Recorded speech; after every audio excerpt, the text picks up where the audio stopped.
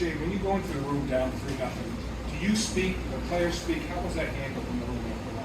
Yeah, I think a little bit of both. Key point there is that we have a lot of really proud hockey players, proud people, people who relish in working for each other. And none of us felt good about that first period, not one of us. Now, saying that, we hit 2 posts and we're in alone on the doorstep and we didn't convert, but at the end of it, we were down 3-0, and that was probably our worst period of the series. It was.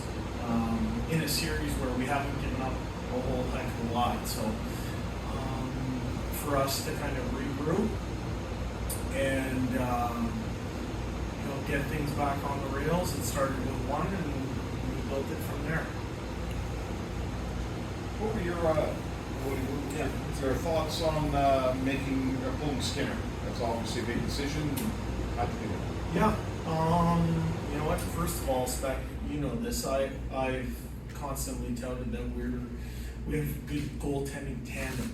I have belief in both of our goaltenders. And, that's not assigning any blame on Stewart for the way the first period went, but I felt that our team needed a little bit of a change in momentum, give us a different kind of look. And the only debate I had was when I was going to do it, which was, were we going to try and get to the end of the period, or were we going to do it after that third goal? And we decided to wait until we could get into the room. Once we did that, kind of took off from there. Jay, right here. Sorry. It wasn't, to Mark's question, it wasn't just Skinner who saw or was pulled. It was Vincent Desharnais saw his ice time reduced. But what does that say about the type of team that you have, where you can move? Phil Broberg obviously being elevated, that you have other guys that can kind of fill in and get the job done. Yeah, you hear me say this all the time. I think we have a lot of really good hockey players, and we feel good about all of them. We have an unshakable belief in our players. We don't hide anybody, and sometimes you have to mix things up. You got to scramble. And I was really pleased with the way we came out in that second period, and then I was really pleased how we fought back in the third period. That's a credit to people seizing opportunities. As I said, we got a lot of really, really proud people. Jay, Corpusalo had made some clutch saves in the first 3 games. Do you feel like tonight at all that maybe you guys might put a little dent in him? That's a question for their staff and what they think. We scored 5 tonight, they scored 4. I was pleased that, I think we scored, a good number of goals. You score 5 goals, you should win the game. I think for us, there's some things we can do a lot better defensively, and our start's going to have to be better heading into Game 5 in Edmonton. Jay, this team passed its biggest test of this series so far tonight. What can that do for the Oilers going forward? I would say this. We've maintained a very consistent attitude all throughout our season, and all throughout the first 3 games of this playoff series, which is we're a very even-keeled group. So while this is a big win, it's a big comeback for our group. We're looking to build on it. We also know that we're going to enjoy it for a little bit, and then we're going to get down to work. There's lots of work to be done. I said to you, this group the other day, that we've prepared for a long series. We're bunkered in for a long series, and tonight we got a big win. It's best of 3 now. Jay, you obviously over the last couple of days there was a lot of talk about getting more offense, especially from your key guys at 5-on-5. To have Vander Kane score late, to have Zach Hyman get the winner, is that a little bit of kind of pressure being relieved, or how would you kind of describe that scenario where those 2 guys kind of scored big goals for your team? It's Game 4. It's not like they weren't doing lots of good things. They were.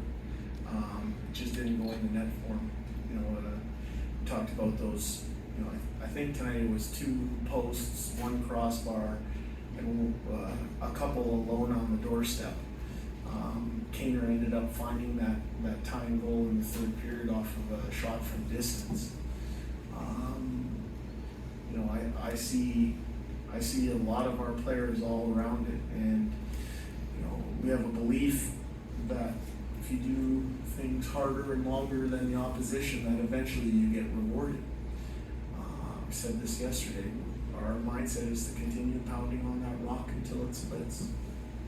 Hey Jay, obviously today the discipline was a lot better today. You guys still played physical, but how key was it to not take some of that extra stuff? I thought it was a really well officiated game. Jay, you said you really like your goaltending tandem. Do you have to make it? Sorry, I can't hear. You said you really like your goaltending tandem. Yep. Do you have a decision to make for your starter in Game 5? Right? Oh my goodness, man. We're not even 15 minutes after the game's been played. You gotta let me enjoy it for a little bit, don't you? 15 minutes. We'll sleep on things and see where we're at after that. You had a question over here? Yeah, just coming back to Kane and Hyman. I mean, a lot of times when you're looking to bring guys in, you're saying we want somebody heavy, we want somebody skilled. To have two guys that check both boxes, what does that do for your forward group and your kind of ability to mix and match also? Yeah, I think both of those guys play very deep. They have a deep mindset. They hang on to pucks. They're big bodies. They finish their checks.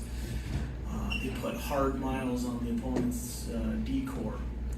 And you know, for us, our belief is that, as I said, if you do things harder and longer than the other team, over time, all those good things accrue. It's like a bank account.